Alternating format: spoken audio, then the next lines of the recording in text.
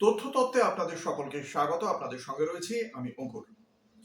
ভোটের আগে যে ইস্যুগুলোতে আমাদের রাজ্যে সবচেয়ে বেশি চর্চা হয় তার মধ্যে অন্যতম কয়েকটি বিষয়ে ইতিমধ্যেই আলোচনা করেছি। যেমন ধরুন আইন শৃঙ্খলা, খয়রাতি বা ডোল পলিটিক্স, শিক্ষা, এগুলো নিয়ে আমার ভিডিওতে আমার মতামত আমি জানিয়েছি। রাজ্যের শাসক দলের বিরুদ্ধে দুর্নীতি ইস্যু অন্যতম গুরুত্বপূর্ণ চর্চার বিষয় আমাদের রাজনীতিতে, এবং সেটা হাতিয়ার, বড় হাতিয়ার রাজনৈতিকভাবে বিরোধী রাজনৈতিক দলগুলির। আজ তার লাভ খতিয়ানের অঙ্ক আপনাদের সামনে রাখবো। গত শুক্রবার 27 তারিখ আমরা দেখেছিলাম দিল্লির আবগারি বা মদের যে নীতি, সেই মামলায় নয়াদিল্লির রাউস অ্যাভিনিউ আদালত প্রাক্তন মুখ্যমন্ত্রী অরবিন্দ কেজরিওয়াল এবং প্রাক্তন উপমুখ্যমন্ত্রী মনীষ সিসোদিয়া, এদের দুজনকেই বেকসুর খালাস করার নির্দেশ দিয়েছে। এই রায় দিতে গিয়ে তদন্তকারী সংস্থা সিবিআই সম্পর্কে যে পর্যবেক্ষণ জানিয়েছে আদালত, তাতে তদন্তের উদ্দেশ্য এবং সিবিআই এর দক্ষতা নিয়ে অবশ্যই প্রশ্ন উঠে যায়, তাতে কোনো সন্দেহের জায়গা নেই। এই রায় নিয়ে ভোটের আগে আমাদের রাজ্য পশ্চিমবঙ্গ, এই বাংলাতেও খুবই চর্চা চলছে, কারণ রাজ্যের শাসক দলের বিরুদ্ধে বিজেপির বড় অস্ত্র দুর্নীতি ইস্যু।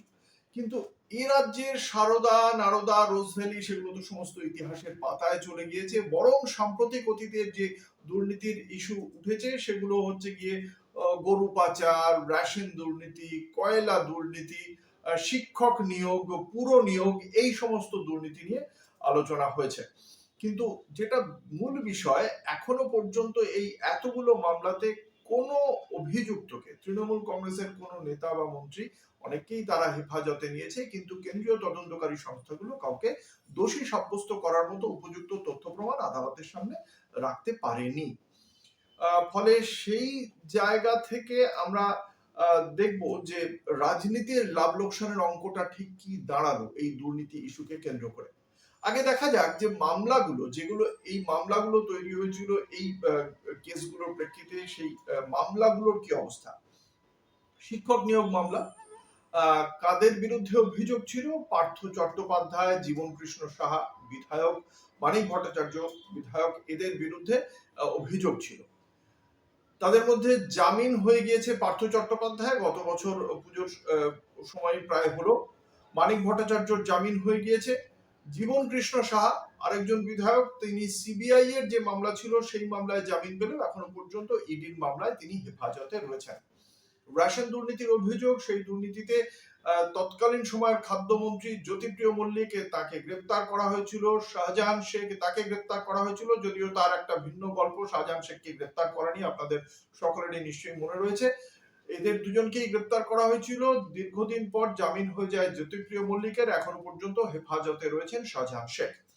গরু পাচার মামলা, অনুব্রত মণ্ডল এবং তার সঙ্গে সঙ্গে তার কন্যা, তার যিনি সিএ ছিলেন, তার হিসাবপত্র যিনি দেখতেন, তার ড্রাইভার, এরা সকলেই গ্রেপ্তার হয়েছিলেন। অনুব্রত মণ্ডল তিহার জেলে ছিলেন, কিন্তু বর্তমানে অনুব্রত মণ্ডল জামিনে মুক্ত। সারদা, রোজভ্যালি, এই চিটফান্ড মামলা, তাতে কারা কারা অভিযুক্ত ছিলেন? মদন মিত্র, কুণাল ঘোষ, সুদীপ বন্দ্যোপাধ্যায়, তাপস পাল। সুদীপ বন্দ্যোপাধ্যায়, মদন মিত্র, কুণাল ঘোষ বর্তমানে জামিনে মুক্ত। প্রয়াত তাপস পাল, তিনি জেনে যেতে পারেননি তিনি দোষী না নির্দোষ। এই এতগুলো দুর্নীতির মামলা, এছাড়া ছোটখাটো অনেক মামলা, অনেকের নাম টাম আছে হয়তো, কিন্তু সেগুলোর প্রেক্ষিতে যেটা দেখতে পারা যাচ্ছে যে এই এতগুলো মামলায় কেউ দোষী সাব্যস্ত হয়নি।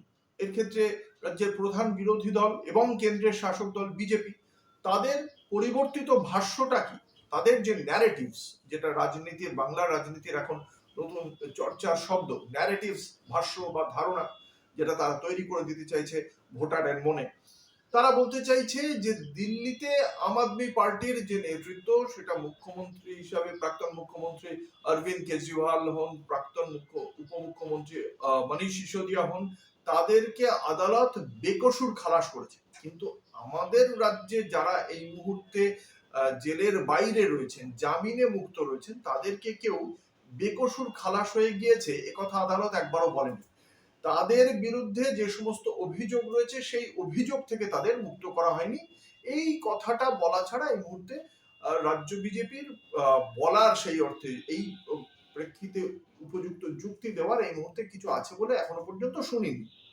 থাকতে পারে, নতুন করে শুনবো। আর অন্যদিকে দুর্নীতি নিয়ে বাকি যে বিরোধীরা অর্থাৎ বাম এবং কংগ্রেস, তারা বরাবরই বলে আসছে সেটিং তত্ত্ব, সেই সেটিং তত্ত্বে তারা পালিশ দেবে কিনা সেটা তাদের বিষয়, শুনতে হবে।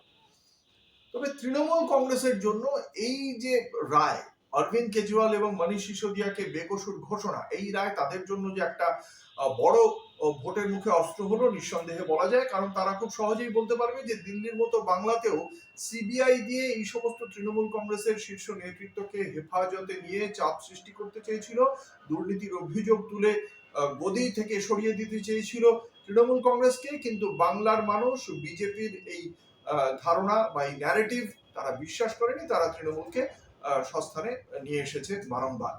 এবং এই একের পর এক যে নির্বাচন হয়েছে, সেই নির্বাচনী বৈতরণী পার করে দিয়েছেন বাংলার মানুষ তৃণমূল কংগ্রেসকে বিশ্বাস করে। ফলে আগামী দিনে বিজেপির অঙ্গুলি হেলনে চলা সিবিআই যে অদক্ষ, সেটা আবারও প্রমাণিত হচ্ছে, এবং বিজেপির কথা যে মানুষ বিশ্বাস করছে না সেটাও প্রমাণিত হচ্ছে। এটা হবে তৃণমূল কংগ্রেসের ভাষ্য, খুব স্বাভাবিক। কিন্তু তদন্ত নিয়ে প্রথমত কিছু প্রশ্ন ওঠে, সেই প্রশ্নগুলো আপনাদের সামনে রাখি।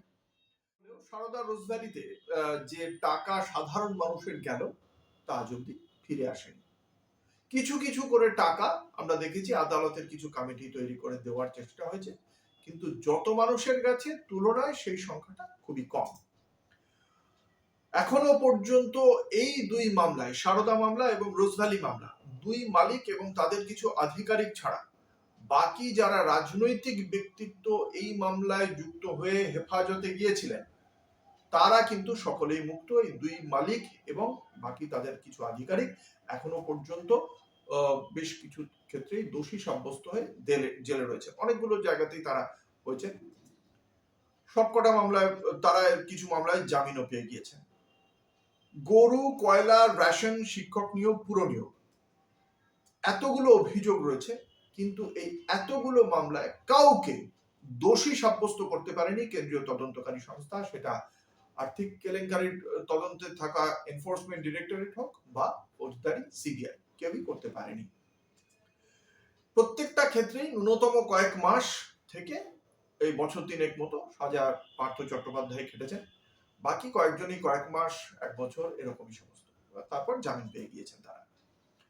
একজন কাকুর মুখে আমরা কথা শুনেছিলাম, তিনি তার সাহেবকে বাঁচাবেন বলেছিলেন, ভয়েস স্যাম্পলের কথা উঠেছিল, সেই ভয়েস স্যাম্পল নেওয়াও হয়েছিল, কিন্তু তার ফলাফল আমরা জানতে পারলাম না। এই যে কেন্দ্রীয় তদন্তকারী সংস্থা ভয়েস স্যাম্পল নিল, তারপরে যে ফলাফল জানালো না, এই কেন্দ্রের শাসক দল ভারতীয় জনতা পার্টি সেটা জানতেও চাইল না। তাদের এত জায়গায় ঘেরাও করা হয়, এত জায়গায় এত কিছু করা হয়, কিন্তু তাদের দপ্তর ঘেরাও করা হলো না। সেই বেলা মনে হলো যে আমরা কেন্দ্রীয় সরকারি যে সমস্ত তদন্তকারী সংস্থা আছে তাদের উপর আমরা হস্তক্ষেপ করি না বা তাদের উপর প্রভাব খাটাই না। অথচ এই যে রাজ্যের শাসক দল, তাদের বিরুদ্ধে যে দুর্নীতির অভিযোগ রয়েছে, সেই দুর্নীতির অভিযোগ সত্য কি সত্য নয় আমরা জানি না, কিন্তু দুর্নীতিগ্রস্ত যারা বা যাদের বিরুদ্ধে এমন বিষয় চোখের সামনে দেখা যাচ্ছে, তাদেরকে যে প্রশ্রয় দেওয়া হচ্ছে সেটা কিন্তু অনেক ক্ষেত্রে প্রমাণিত। কিভাবে? কয়েকটা উদাহরণ আপনাদের সামনে দিই। প্রথমত, এতজনের বিরুদ্ধে যে অভিযোগ উঠেছে, সেই অভিযোগের মধ্যে একমাত্র পার্থ চট্টোপাধ্যায়ের বিরুদ্ধে দলগতভাবে পদক্ষেপ করা হয়েছে, তাকে দলের বাইরে রাখা হয়েছে, অপসারিত করা হয়েছে, আর মন্ত্রিসভা থেকে সরিয়ে দেওয়া হয়েছিল একদম প্রথম যখন এই অভিযোগ পেয়েছিল। তার খুব দ্রুত সেই পদক্ষেপ করেছিল তৃণমূল কংগ্রেস। কিন্তু এখনো তিনি বহাল তবিয়তে শুধু বিধায়ক হয়ে আছেন তাই নয়, সম্প্রতি এই বাজেট অধিবেশনে তাকে বিধানসভার অধ্যক্ষ, বিধানসভার বেশ কয়েকটি স্ট্যান্ডিং কমিটির গুরুত্বপূর্ণ সদস্য হিসেবে নিযুক্ত করেছেন, যাতে তিনি তার মূল্যবান মতামত তিনি সেখানে জানাতে পারেন। অর্থাৎ বিধায়ক হিসেবে পার্থ চট্টোপাধ্যায় তিনি কাজ করছেন। দলে করুন বা না করুন, আমি জানি না তাকে দল প্রার্থী করবে কি করবে না। যিনি ক্যামেরার সামনে একাধিকবার উস্কানিমূলক মন্তব্য করেছেন, পুলিশকে একেবারে টাইম দেখিয়ে বলেছেন যে এই সময়ের মধ্যে এই কাজ করতে হবে, পুলিশকে গালিগালাজ করেছেন, এহেন অনুব্রত মণ্ডল, বীরভূমের বাঘ, তার বিরুদ্ধে দল কখনোই কোনো পদক্ষেপ করেনি, তিনি সে জেলে থাকুন বা না থাকুন। তাছাড়া তার মাথায় অক্সিজেন কম যায়, সেই জন্য তার মাথায় হাত রেখেছেন দলনেত্রী। রাজীব বন্দ্যোপাধ্যায়, এই তৃণমূল কংগ্রেসের সরকারে একসময় মন্ত্রীও ছিলেন, গুরুত্বপূর্ণ দপ্তরও ছিল, তিনি নাকি দুর্নীতিতে যুক্ত। কে বললেন? রাজ্যের স্বরাষ্ট্রমন্ত্রী, পুলিশ মন্ত্রী তথা মুখ্যমন্ত্রী মমতা বন্দ্যোপাধ্যায় মঞ্চে দাঁড়িয়ে বললেন। কখন বললেন? রাজীব বন্দ্যোপাধ্যায় যখন ভারতীয় জনতা পার্টিতে যোগ দিলেন, তারপরে মুখ্যমন্ত্রী এই কথা বললেন এবং মুখ্যমন্ত্রী বলছেন। তার কিছুদিন পরে আমরা কি দেখলাম? রাজীব বন্দ্যোপাধ্যায় আবার তৃণমূল কংগ্রেসে ফিরতে চাইলেন এবং তাকে দলে নিয়েও নেওয়া হলো।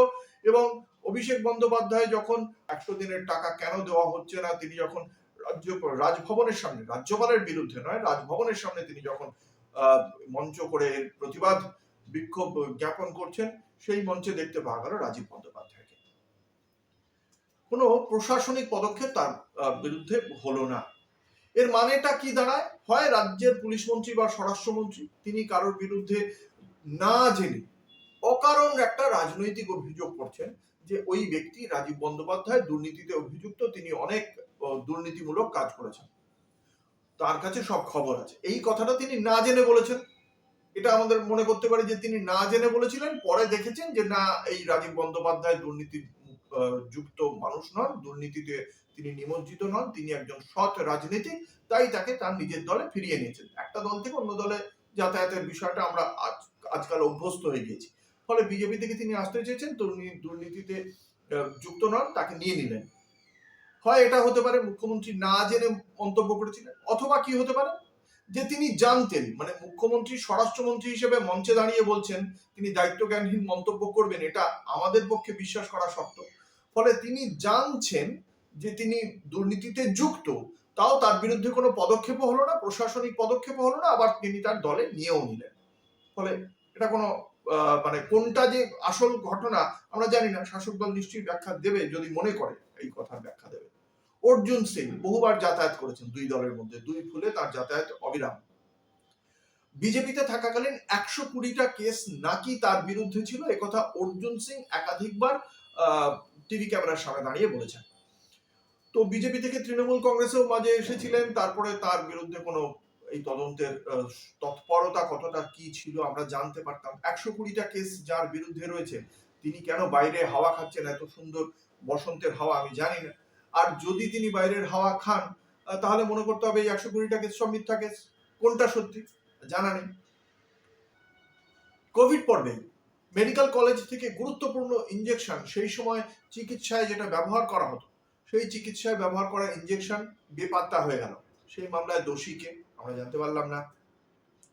আমপান ঝড় হলো, সেই ঝড়ের ত্রাণ নিয়ে যে দুর্নীতি হলো, তাতে মুখ্যমন্ত্রী কি বললেন? যারা যারা এই ত্রাণের সামগ্রী নিজের মনে করে, আপন মনে করে নিয়ে গিয়েছেন বিতরণ করার বদলে, সেই সমস্ত পঞ্চায়েতের যারা সদস্য বা অভিযুক্ত, তারা যেন ওই সমস্ত সামগ্রী মুচলেখা লিখে ফেরত দিয়ে দেন, তাহলেই হবে, তাদের বিরুদ্ধে কোনো পদক্ষেপ হবে না। অর্থাৎ এটাই বোধহয় দেশের আইন। মুখ্যমন্ত্রী নিজে বলেন যে তার কাছে প্রমাণ আছে বামেরা তাদের জমানায় কি কি দুর্নীতি করেছে, কিন্তু তিনি প্রতিহিংসার রাজনীতি করেন না, তাই তিনি কোনো পদক্ষেপ করেননি। তৃণমূল কংগ্রেস কি প্রচার করে? সিপিএম এর নেতা সুজন চক্রবর্তী, তিনি তার পরিবারের একাধিক আত্মীয়কে চাকরি করে দিয়েছেন, কিন্তু তাকে জিজ্ঞাসাবাদ করা হলো না। প্রশ্ন, একটা খুব সহজ প্রশ্ন, সুজন চক্রবর্তী যদি স্বজন পোষণ করে নিজের বাড়ির লোককে চাকরি দিয়ে দেন, তাহলে তাকে ক্ষমা করে দেওয়া হলো কেন? তিনি যাদের বঞ্চিত করছেন, তাদের প্রতি যে অন্যায় হচ্ছে, সেই অন্যায়ের বিচার তারা পাবেন না কেন? এখানে আজকে আমরা দেখতে পাচ্ছি যে এই সুজন চক্রবর্তীর বিরুদ্ধে কোনো পদক্ষেপ হলো না। রাজ্য প্রশাসনের শীর্ষে বসে রয়েছেন যিনি, তিনি তো একটা শপথ নেন, যে শপথে বলা থাকে যে তিনি দুষ্টের দমন শিষ্টের পালন করবেন, ন্যায় বিচার দেবেন যাদের উপর অন্যায় হবে। তাই সুজন বাবুর পরিবারের লোকজন যে চাকরি পেল, তার জন্য তো অনেক লোক বঞ্চিত হলো। তাহলে সেই বঞ্চিতদের জন্য চাকরির বন্দোবস্ত কেন করা হলো না? কেন সুজন বাবুকে জিজ্ঞাসাবাদ করা হলো না? কেন তার বিরুদ্ধে, তিনি বলেছেন, মুখ্যমন্ত্রী বলেছেন তার কাছে প্রমাণ আছে যে বহু বামেরা প্রচুর দুর্নীতি করেছে, তাহলে সেই বাম নেতাদের কেন তাদের বিরুদ্ধে আইনি পদক্ষেপ হলো না? তৃণমূল কংগ্রেসের নেতারা বলছেন যে সুজন বাবুর পরিবারের লোকের এরকম করেছেন, আইনি ভাবে কেন পদক্ষেপ করা হলো না? তাহলে আমাদের প্রতি যে অন্যায়, সে অন্যায়টা অন্যায় রয়ে গেল। এবং যে দুর্নীতি যুক্ত বা দুর্নীতিতে নিমজ্জিত বলে তৃণমূল কংগ্রেস বা রাজ্যের সরকার মনে করে, তৃণমূল কংগ্রেসও নয়, রাজ্যের সরকার মনে করে, তারা কিন্তু দিব্যি বাইরের হাওয়া খাচ্ছে, জেলের ঘানি টানছে না। জানি না এটা বিজেপির মতো একই রকম ভাবে তৃণমূল কংগ্রেসেরও ধারণা তৈরির খেলা কিনা, ন্যারেটিভ তৈরির খেলা কিনা, নাকি রাজনীতিতে বামেদের বাঁচানো হচ্ছে, সেটাও তারও কোনো একটা উদ্দেশ্য রয়েছে। প্রশ্নগুলো খুব সহজ, কিন্তু এর উত্তরগুলো হয়তো আপনাদের জানা থাকতে পারে, আমার জানা নেই, তাই আমি প্রশ্নগুলো করছি। বিজেপিকে আমরা দেখেছিলাম, বিজেপির শীর্ষ নেতৃত্ব চাক্কি পেসিং বলেছিলেন মহারাষ্ট্রের নেতার বিরুদ্ধে, এবং সেই নেতার বর্তমান পরিস্থিতি আমরা জানি, সেই নিয়ে আমি আর তুলব না, কিন্তু সেই চাক্কি পেসিং যে পরবর্তীকালে ভুলে গিয়েছিল ভারতীয় জনতা পার্টি, সেটা আমরা জানি। বাকি এরকম অনেক লম্বা লাইন রয়েছে বিজেপি, যাদের বিরুদ্ধে বিজেপি বলেছে যে এরা দোষে যুক্ত, তাদের বিরুদ্ধে, যেমন সিদ্ধার্থনাথ সিং, মুকুল রায়কে পালা বলেছিলেন, আজকে মুকুল রায় প্রয়াত, কিন্তু সেই মুকুল রায় তাদের দলে গিয়েছিল। নারদ কেসে দেখতে পাওয়া গেছিল বিরোধী দলনেতা শুভেন্দু অধিকারীকে, তাকে দলে নিয়েছে, বিরোধী দলনেতা করেছে। যাই হোক, তো একই রকম ভাবে বিজেপি যেভাবে চলে, ঠিক একই রকম ভাবে দলে থাকলে 7 খুন মাফ করে দেয় এ রাজ্যের শাসক দল। ফলে একটা আদালতের রায়, মানে এই যে বেকসুর ঘোষণা হয়েছে অরবিন্দ কেজরিওয়াল বা মনীষ সিসোদিয়া, সেই আদালতের রায় নিয়ে দুই রাজনৈতিক দল তাদের রাজনৈতিক ভাষ্যের হাতিয়ারে শান দেবে ঠিকই, কিন্তু এটা আমজনতার যে তথাকথিত শর্ট টার্ম মেমোরি, যেখানে তারা মনে রাখতে চান না, ভুলে গিয়ে আনন্দ পান, তারা হলো, সেই বিষয়টা হলো দুটি রাজনৈতিক দলের এই মুহূর্তে যা দেখতে পাচ্ছি, রাজনৈতিক নীতিটা কিন্তু এই জায়গায় এক, যে দলে থাকলে কোনো দোষ নেই, ওয়াশিং মেশিন দু দলের ক্ষেত্রেই প্রযোজ্য। আর এক্ষেত্রে বর্ণ পরিচয়ের দ্বিতীয় ভাগের 10ম পাঠে আপনাদের নিশ্চয়ই মনে আছে ঈশ্বরচন্দ্র বিদ্যাসাগরের সেই বিখ্যাত গল্প ভুবন, সে তার মাসির কান কামড়ে দিয়েছিল, কারণ তিনি ভুবনের দোষ দেখতে পেতেন না। এ রাজ্যের জনতার যেদিন চোখ খুলবে, সেদিন হয়তো অনেক মাসি পিসির কান কামড়ে দিতে পারে, জানি না সেটাও চোখটা কবে খুলবে, আদৌ খুলবে কিনা। যাই হোক, আমার তথ্য দেওয়া কাজ, আমি তথ্য দিয়ে গেলাম। আজ এ পর্যন্তই। সদ্য এসআইআর হয়েছে, এসআইআর এর যে বিভিন্ন তথ্যের বিশ্লেষণ, কোন কোন কেন্দ্রে কত সংখ্যক নাম বাদ গিয়েছে, তাতে এইটা দেখতে দেখতে বেশ কিছু তথ্য উঠে আসছে হাতে। সেই তথ্য নিয়ে আবারও একটা নতুন ভিডিও করব খুব শিগগিরই। আমার প্রতিবেদন ভালো লাগলে লাইক করুন, সাবস্ক্রাইব করুন, মন্তব্য করুন, কমেন্ট করুন, শেয়ার করুন। আজ এ পর্যন্তই, নমস্কার।